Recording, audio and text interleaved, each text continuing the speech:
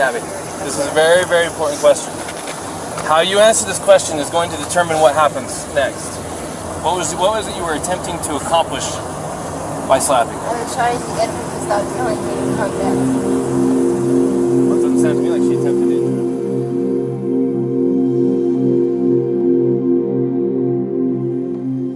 him. The newly released Netflix docuseries, American Murder, Gabby Petito, uncovers startling new details about the case, revealing just how many warning signs were missed before her tragic death. Through never-before-seen footage and expert analysis, the series paints a more chilling picture of Gabby's final weeks, exposing deeper patterns of control and emotional abuse in her relationship with Brian Laundrie. In the documentary, we learn that Gabby reached out to a close friend, Jackson, just days before her disappearance, revealing that she had planned to leave Brian Laundrie after a fight. She also wrote a letter to him, pleading, "Please stop crying and stop calling me names," showing just how deeply she was affected by his behavior.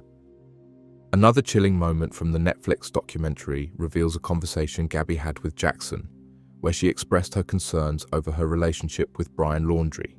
Jackson recalls in this quote, "I got the vibe that she may have still needed somebody to talk to after we hung up."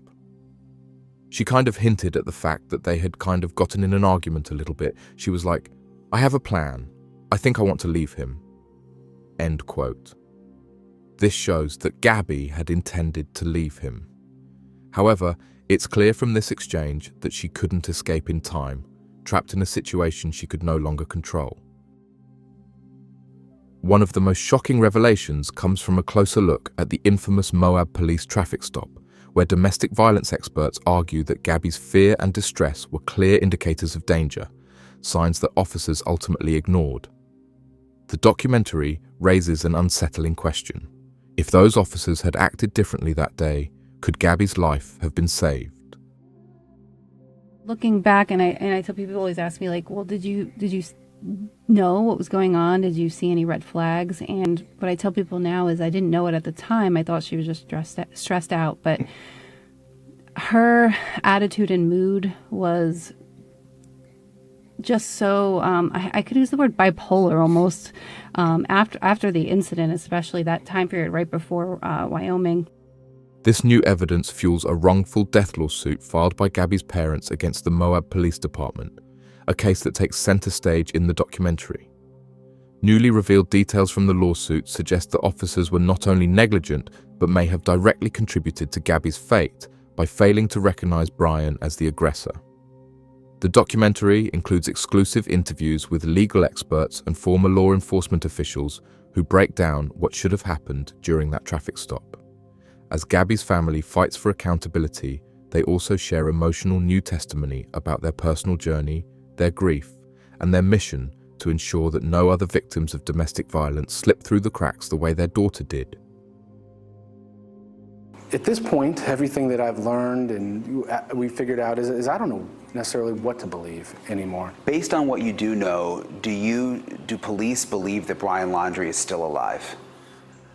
It's possible. I certainly think that it would not surprise me if he is. It wouldn't surprise me if he's not. Perhaps the most unexpected revelations in American Murder, Gabby Petito come from the role that social media played in both uncovering the truth and complicating the case. For the first time, key online investigators speak out about how they pieced together crucial evidence, tracking Brian Laundrie's movements and pressuring authorities to act.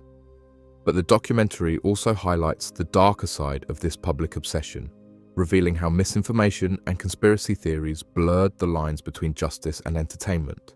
Gabby's mother, Nicole Schmidt, hopes the series will serve as both a tribute and a warning, reminding viewers of the dangers lurking beneath seemingly perfect relationships and the urgent need for change in how domestic violence is recognized and handled.